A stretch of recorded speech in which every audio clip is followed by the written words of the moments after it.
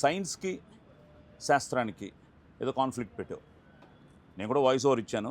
నాకు కూడా ఎంత దొంగ అంటే డైరెక్టరు సినిమా చూపించకుండా అది మాత్రం చూపించి ఆ 4 లైన్లు నాతో చెప్పించుకుని sir okay sir thank you sir అని పంపించేవాడు. సో ఎందుకంటే సినిమా తెలిసిపోతుందేమోనని. అండ్ నేను చూసిన ట్రైలరు టీజర్లు వచ్చిన తర్వాత మోర్ ఇంటూ ఈ వచ్చిన రియాక్షన్స్ అన్నీ చూస్తుంటే అందరూ కూడా దాని మీద క్యూరియస్గా ఉన్నారు. సో అసలు ఏంటి what is that conflict of science and శాస్త్రం, ఎలా వెళ్ళేది దాని మీద? అంటే సార్ మనం ఒక జడ్జిమెంట్ ఇవ్వాలని ట్రై చేయలేదు సార్ దాంట్లో ఏమి. అంటే బేసిక్గా దట్ క్వశ్చన్ సైన్సా శాస్త్రమా అంటే సైన్స్లో శాస్త్రం ఉంటుంది, శాస్త్రంలో సైన్స్ ఉంటుంది అనేది పాయింట్ బేసిక్లీ.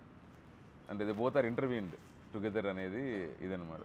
సో మూవీలో కూడా ఇప్పుడు హీరో వచ్చేసి హీస్ ప్యూర్లీ సైన్స్ నమ్ముకొని వస్తాడు, విలేజ్ చూసి సూపర్ స్టిషియస్ కంప్లీట్గా, అంటే కంప్లీట్లీ వెరీ రిలీజియస్ వెరీ అంతా ఉంటుంది. సో న్యాచురల్గానే ఆటోమేటిక్గా ఒక కాన్ఫ్లిక్ట్ ఇద్దరి మధ్యలో ఏర్పడుతుంది. ఓకే, ఆ లాస్ట్ రెజల్యూషన్ బట్టి audience they should be able to interpret అనేసి, మనం పాస్ చేయట్లేదు మెసేజ్ని, వాళ్ళు ఇంటర్ప్రెట్ చేసుకోవాలని.